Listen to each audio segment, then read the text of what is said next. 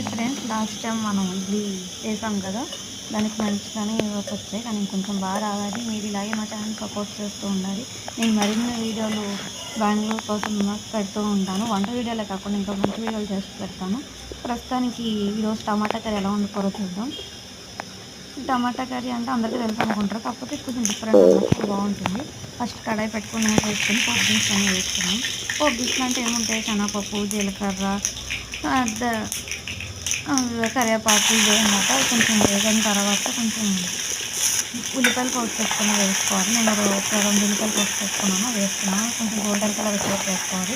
ఉల్లిపాయ తొందరగా వేగాలంటే కొంచెం సాల్ట్ వేసుకుంటే ఉల్లిపాయలు అనేవి చాలా తొందరగా వాటర్ అనేది బయటకు వచ్చి తొందరగా వేగుతాయి అన్నమాట. అందులో కొంచెం సరిపోయినంత సాల్ట్ వేసుకోవాలి. ఆ సాల్ట్ వేసుకున్న తర్వాత కొంచెం దాన్ని అలా పెట్టుకుంటూ ఉంటే పచ్చిమిర్చి ఇలాగే కొంచెం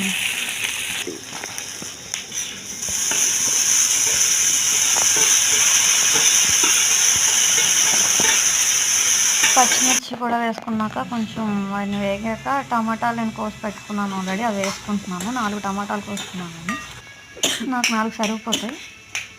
అవి కొంచెం బాగా మగ్గనివ్వారనమాట.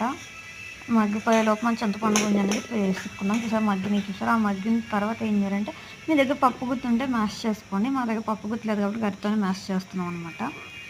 అలాగే చేసుకోవచ్చు. దానివల్ల ఏంటంటే కొంచెం గ్రేవీ అనేది వస్తుంది. అలా మ్యాష్ చేసుకున్నాక చింతపండు గుంజ అనేది తీసి పెట్టుకున్నాం కదా, అది వేసుకున్నాం దాంట్లో.